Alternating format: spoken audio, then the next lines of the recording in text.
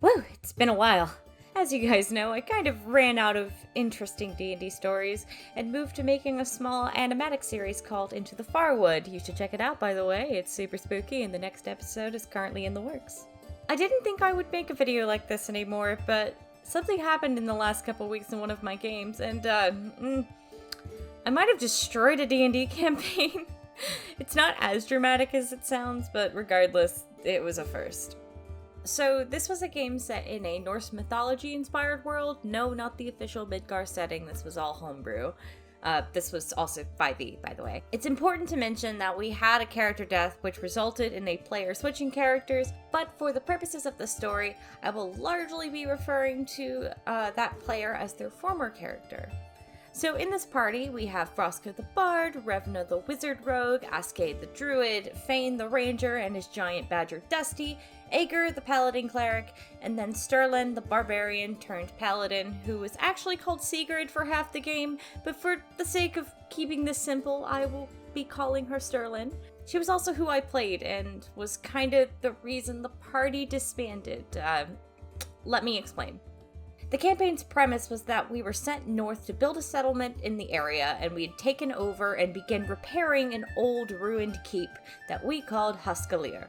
Well, the keep came under siege, and we had to defend it until reinforcements arrived. It did not go the smoothest, and that's how we lost 2 PCs. Ager, who died fighting, and Sterlin, who had the banishment spell cast on her. Now, I know you're thinking, banishment just throws you in a demi-plane for like a minute. But that's only if you are native to the plane of existence that you had the banishment spell cast on you in. Sterlin wasn't.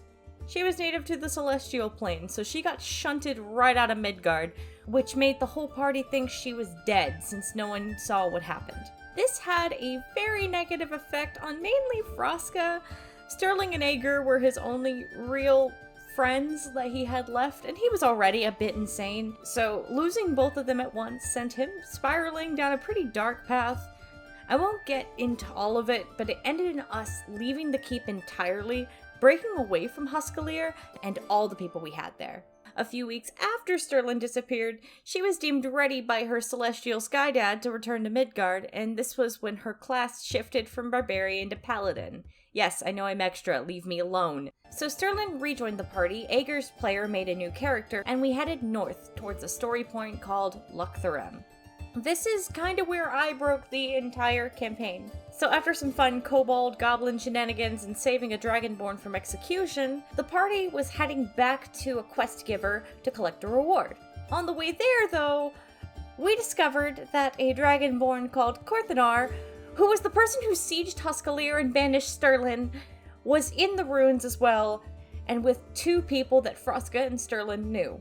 So Froska, before we left the keep and seceded, had a set of retainers, and the people that were captured were 2 of them, Haldor and Runa, who had adorably left to go get married and start their life together, but now here they are in a dark cavern about to be executed for some reason.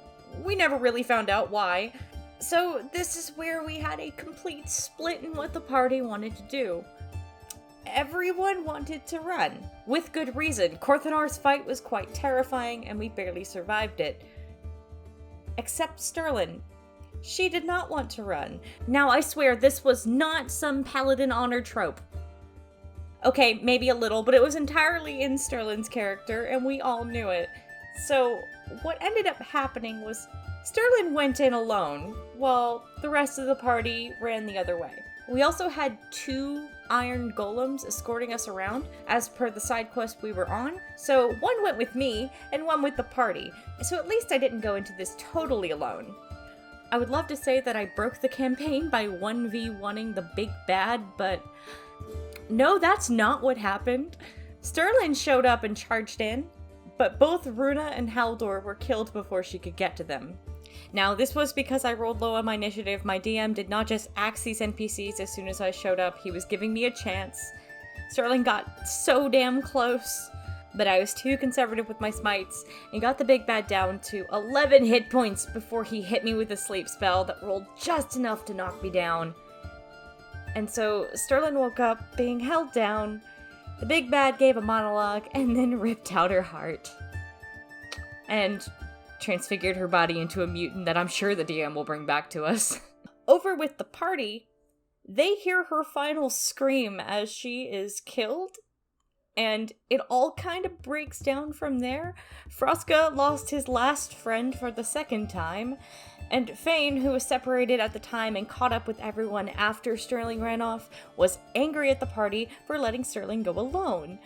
This then led to the party splitting up, with Froska going his own way to do probably terrible things, Revna going far north to meet a god, as you do, Fane and Aske going off on their own together with Dusty, and Sterling woke up back in the celestial plane, but this time she would never return. And that's how I broke a campaign.